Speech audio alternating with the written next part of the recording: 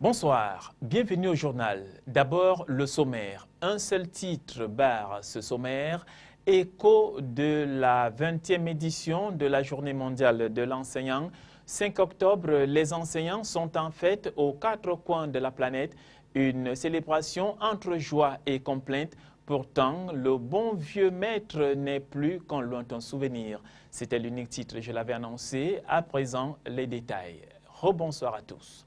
Éducation à Douala, cette 20e journée mondiale des enseignants était le lieu pour ces derniers de répondre à l'appel à eux lancé par les pouvoirs publics. Mais de là à demander un retour à la prise en compte des réclamations qu'ils font depuis des lustres pour l'amélioration de leurs conditions de travail et par ricochet leur statut.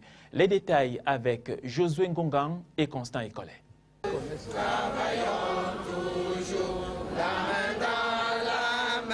En reprenant encore leur volonté de travailler dans la solidarité tout en disant leur engagement à bâtir le Cameroun de demain, les chevaliers de la Craie, tout ordre d'enseignement confondu de la base au supérieur en passant par le secondaire, ont bel et bien répondu à l'appel à eux lancé par le gouvernement, lequel appelle au cours de cette 20e édition à fédérer la thématique de la leçon inaugurale prononcée ici à la place CEMAC. En battant le pavé et exappés dans leur plus belle tenue devant toutes ces autorités assises dans la tribune, les seigneurs de la Craie et bâtisseurs des intelligences n'ont pas manqué de dire leurs attentes face à leur situation qui évolue plutôt au petit clos. L'autre fait marquant de cette célébration à la place CEMAC ici à Douala a été la remise des diplômes d'excellence à ceux des enseignants qui se sont distingués dans l'exercice de leurs fonctions d'une part et d'autre part par la remise des cadeaux de revoir aux enseignants arrivés en fin de carrière. La 21e édition portera certainement sur une autre thématique. Écoutons à présent cet enseignant. Il est au micro de Constant Ecollet. Notre message est assez simple. Ça veut dire que nous avons encore des points d'ombre par rapport à l'amélioration de la condition de l'enseignant en général. Et nous pensons que le cadre qui est déjà établi, à savoir le comité ad hoc, gouvernement et syndicats, devrait être cet endroit-là même qui devrait nous faire avancer. Et je l'ai indiqué dans mon propos, voici que nous sommes au 20e mois de travaux de cette instance, alors que 6 mois étaient accordés. La revalorisation de la dernière prime que nous avons reçue, à savoir celle de recherche et de documentation. Nous avons aussi au niveau des instituteurs et professeurs contractuels, nous attendons leur intégration à la fonction publique. Nous attendons que les enseignants de DPS soient intégrés dans le cadre des fonctionnaires, du statut particulier des fonctionnaires des corps de l'éducation. Nous attendons des palmes académiques comme tous les autres, le rééchelonnement indiciaire et un forum national sur l'éducation. Voilà brièvement ce que nous avons indiqué. Et nous avons reconnu qu'il y a quand même un travail qui se fait, mais nous, notre problème aujourd'hui, c'est de nous assurer qu'on ne s'arrête pas au seul niveau des papiers et que quelque chose d'assez concret devra arriver aux enseignants pour l'amélioration non seulement de leurs conditions, mais de l'éducation de l'école en général. Éducation toujours, à Bamenda dans la région des Gentlemen, c'est à la Commercial Avenue que la célébration a eu lieu. Elle était le clou des activités qui ont débuté au cours de cette semaine. La cérémonie était présidée tout naturellement par le gouverneur Adolphe Lely-Lafrique. Clémence Nyamda, Franck Mbala et Donald Agnozoa pour le récit.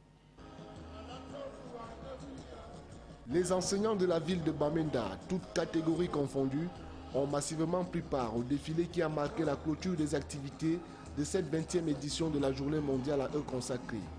Au-delà des festivités, le thème retenu cette année suscite quelques interrogations auprès du corps enseignant en service dans le Nord-Ouest. Un appel aux enseignants. On demande donc qui appelle aux enseignants et pourquoi.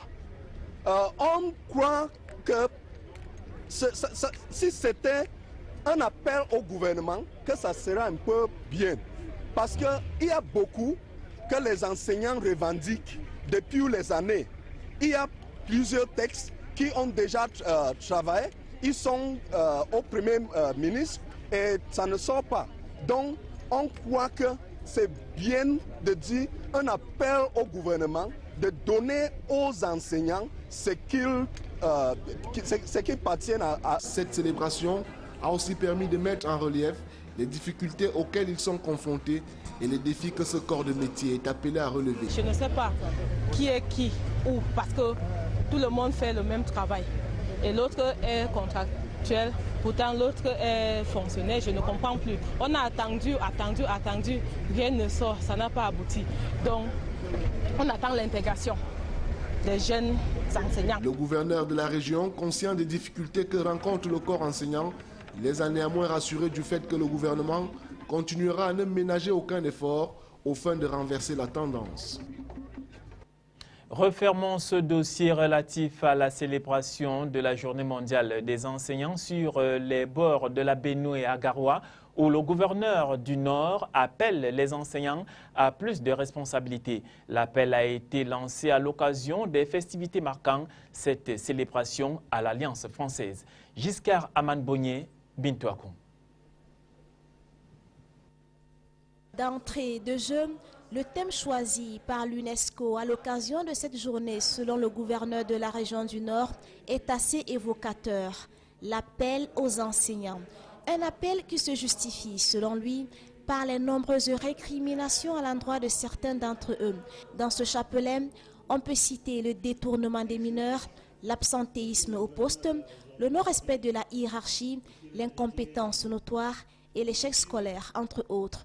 Des mots qui, à ses yeux, ne peuvent pas promouvoir le développement du Cameroun qui fait face à de nombreux défis, dont celui d'un Cameroun émergent à l'horizon 2035. En outre, on peut aussi noter la maîtrise des nouvelles technologies et une formation de qualité. Pour Joseph Otto Wilson, le gouverneur de la région du Nord, l'enseignant doit d'abord s'occuper des enfants que la société met à sa disposition. Le gouvernement met tout en œuvre pour que les conditions de travail des enseignants soient améliorées. La preuve, chaque année, l'État envoie de nouveaux enseignants sur le terrain et le Nord, grâce à ses efforts, compte aujourd'hui plus de 10 100 enseignants. À cela, il faut ajouter la création de nouveaux établissements, la construction des infrastructures. Les enseignants ont saisi la circonstance pour interpeller le gouvernement afin qu'il accorde sans cesse une place prépondérante à leur métier. Nous attendons toujours de l'État de fournir les écoles en matériaux didactiques, en livres. Parce que quand nous travaillons avec les élèves sans livres, il est difficile qu'ils sachent lire. Et vous savez que l'un des objectifs de l'éducation de base, c'est qu'à la fin du cycle primaire, que chaque enfant sache lire, écrire et compter. Et ce n'est pas toujours le cas parce que les enfants n'ont pas de matériel didactique. Les enseignants aussi n'ont pas tout le matériel qu'il faut. L'amélioration des conditions de travail n'est pas la seule récrimination de certains enseignants. Des problèmes d'avancement, surtout les instituteurs vacataires recrutés par les fonds des pays pauvres très endettés, PPTE, constituent un tourment pour d'autres. On devait nous reverser comme des fonctionnaires. On attend, ça ne vient pas. Voilà, on nous parlait de 5 ans sont passés. On attend toujours. On attend qu'on nous reverse comme des fonctionnaires, on ne nous reverse pas. Nous sommes toujours là, contractualiser notre situation, on n'améliore pas. La 20e journée internationale de l'enseignant rentre ainsi dans l'histoire à Garoua avec ses cérémonies et les défis majeurs qui continuent à préoccuper la communauté éducative. Du Nord pour l'Adamawa, il n'y a qu'un pas. Parlons à présent de formation avec cette remise de parchemin à 10 jeunes gens formés au CFPM de Ngaoundéré. La cérémonie était présidée par le délégué régional de l'emploi et de la formation professionnelle qui avait à ses côtés le directeur régional du Fonds national de l'emploi FNE et les responsables du PIACI dans l'Adamawa. Joseph Moifo, Éric Ticheux pour le récit. Ils sont 10 apprenants issus du centre de formation professionnelle multidimensionnel de Ngaoundéré qui ont reçu leurs attestations de fin de formation. Une occasion pour les responsables du centre de formation de présenter les différents modules qui ont meublé les 7 mois de formation ponctués par des cours théoriques et pratiques. Dans son discours de circonstances, le délégué régional de l'emploi et de la formation professionnelle a exhorté les nouveaux boursiers à mettre toutes les connaissances acquises au service de l'entreprise et surtout de se présenter aux examens nationaux. Nous les encourageons, n'est-ce pas, à se battre dans le monde de l'emploi. Ici déjà, cette formation qu'ils ont eue complète déjà le CV, et ce qui permet donc, qui leur permettra de s'insérer dans le monde professionnel. Et puis avec cela, quand ils seront en entreprise, il faut qu'ils fassent preuve d'abnégation et qu'ils puissent, n'est-ce pas, tenir, n'est-ce pas, en entreprise. En saluant l'engagement du gouvernement à la lutte contre le chômage, les lauréats se présentent comme des produits finis prêts à l'emploi, interpellant ainsi les chefs d'entreprise. J'éprouve un sentiment de joie, non seulement pour avoir été le major de ma promotion, aussi j'éprouve une profonde gratitude envers l'État camerounais par le canal du FNE, par qui nous sommes aujourd'hui des produits du développement à travers l'émergence l'horizon 2035. Bon, mon souhait, c'est de vraiment d'avoir un grand emploi et montrer toutes mes compétences et mes qualités que j'ai reçues pendant la formation. La présence du Fonds national de l'emploi à cette cérémonie participe à œuvrer à la formation des chercheurs d'emploi et à leur insertion dans le monde du travail. L'objectif général était de permettre l'accès à la qualification et à l'insertion des demandeurs d'emploi dans les métiers des techniques administratives. Double scrutin du 30 septembre dernier, on n'en finit pas d'en parler. Attardons-nous cette fois-ci sur le code électoral. Le nombre de conseillers municipaux par commune est déterminé par décret présidentiel sur la base du recensement officiel de la population précédant immédiatement les dites élections. Bien avant ces dispositions de l'article 173 du Code électoral, l'article 172 indique clairement les différents modes d'élection des conseillers municipaux suivant les résultats du scrutin. L'on parlera alors de la répartition des sièges de conseillers municipaux. Donald Agnozoa, éclairage. C'est sur la base d'une grille proportionnelle que se fait la répartition des sièges de conseillers municipaux.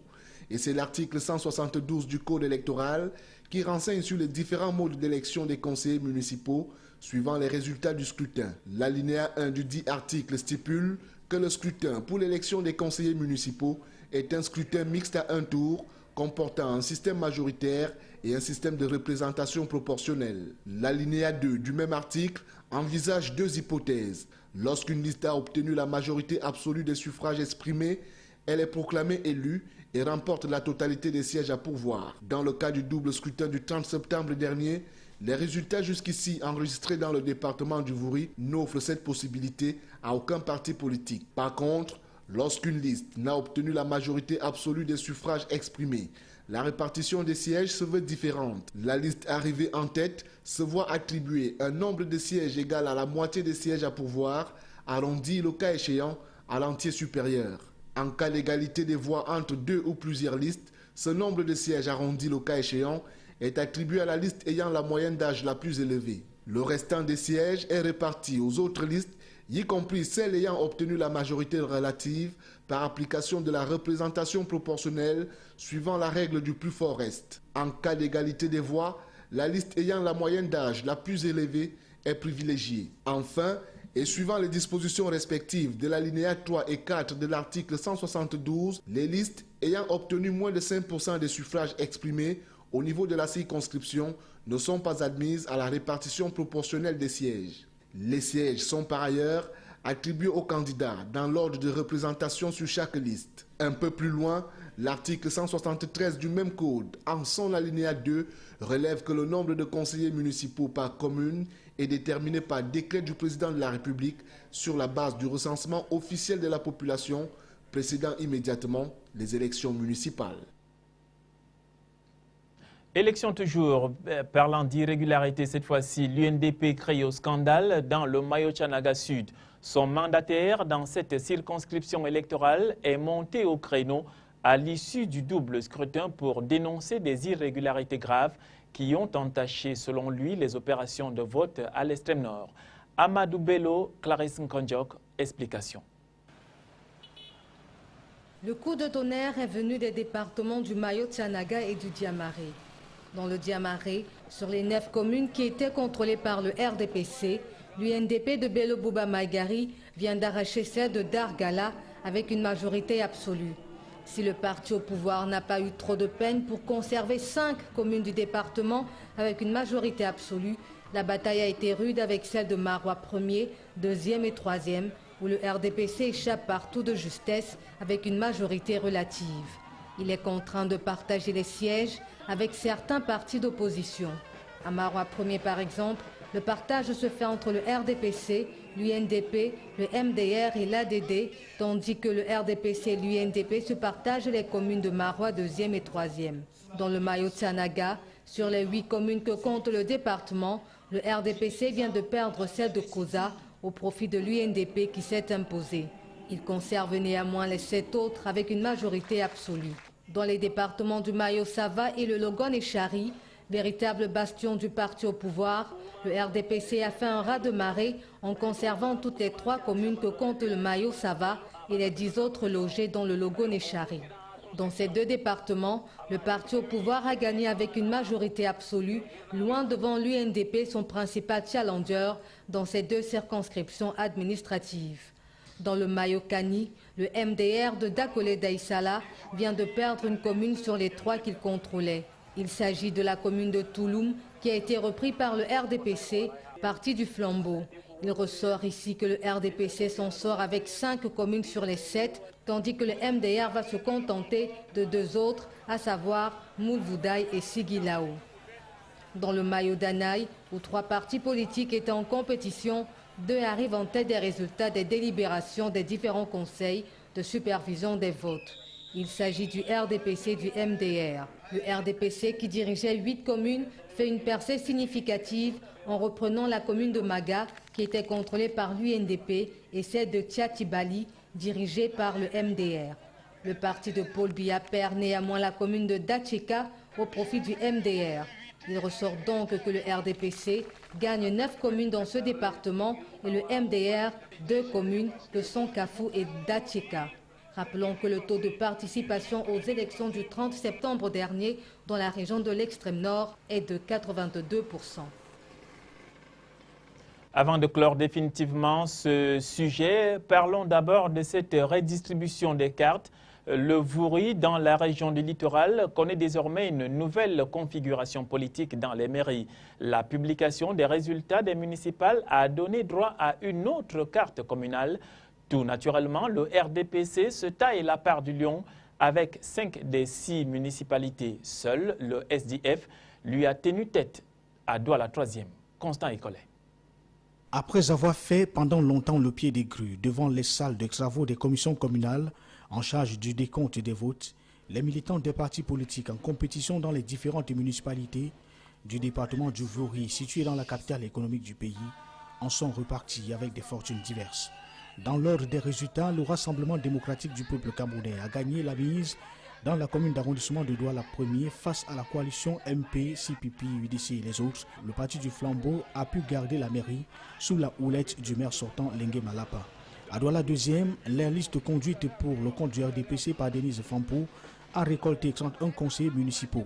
Le SDF s'en sort avec 5, 3 pour l'ANDP et 2 pour l'UDC.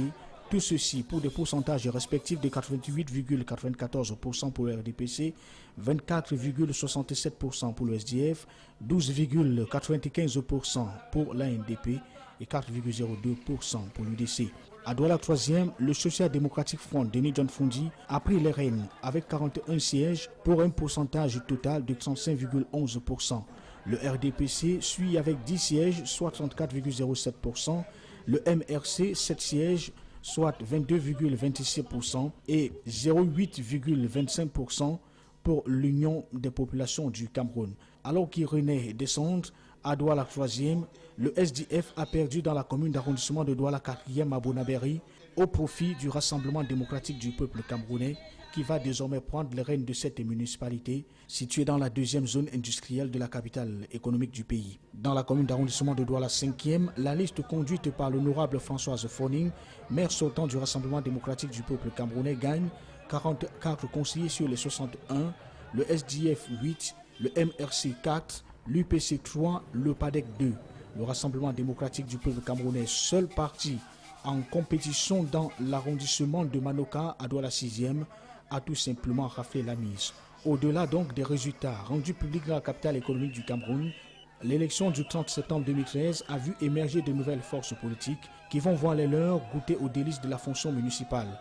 Il s'agit entre autres du MRC et du PADEC, des formations politiques dont la jeunesse n'occulte pas le futur.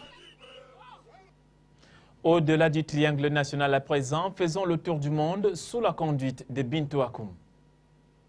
Les recherches sont suspendues à Lampedusa en raison d'une mer agitée. Le bilan d'un naufrage d'un bateau de migrants pourrait dépasser les 300 morts.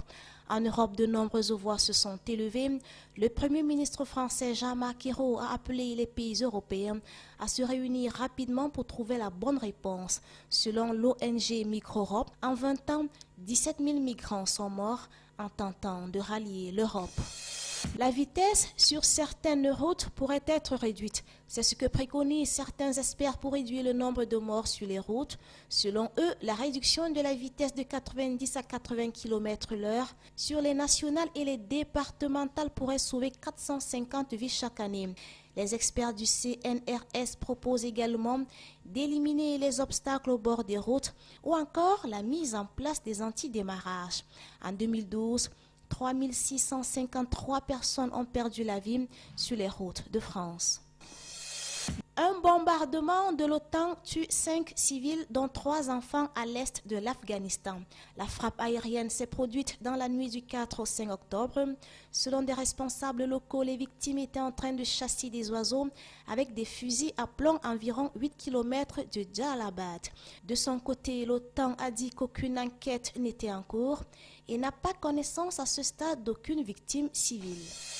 À Madagascar, les forces de l'ordre lançaient une vague d'arrestations sur l'île touristique de Nosy-Be. Ces interpellations surviennent après le lynchage de 3 hommes, dont un Français franco-italien, soupçonné par une foule en colère de l'assassinat d'un enfant et de pratiques pédophiles.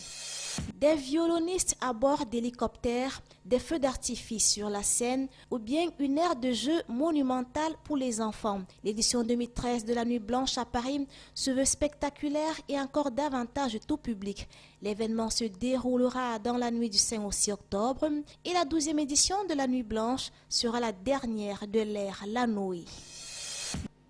Sport football, Ligue africaine des champions, match des demi-finales aller entre Coton Sport de Garoua et le National Al-Ali du Caire. Le match est reporté à ce dimanche 6 octobre à 15 h, heure locale, sur les mêmes installations dans la calebasse de Roumdé Adia. La pluie diluvienne qui s'est abattue sur la ville n'a pas permis d'aller au terme de la rencontre prévu cet après-midi de samedi 5 octobre 2013. Les officiels ont jugé l'aire de jeu impraticable et décidé d'interrompre le match à la 55e minute de jeu. Décision contestée par les responsables de l'équipe égyptienne qui tenaient à ce que la rencontre aille à son terme. Au vu du règlement et ayant statué en collégialité sur l'impraticabilité de la pelouse, les officiels ont renvoyé les 2 équipes au vestiaire sur le score de 0 but partout. Avant de quitter ce journal, définitivement, l'unique titre qui a barré son sommaire, écho de la fête aux 4 coins de la République, c'était aujourd'hui 5 octobre, 20e édition de la Journée mondiale des enseignants. Les enseignants sont en fait, disais-je, aux 4 coins de la planète, une célébration entre joie et complainte. Pourtant, le bon vieux maître n'est plus qu'un lointain souvenir. C'était le journal. Au revoir.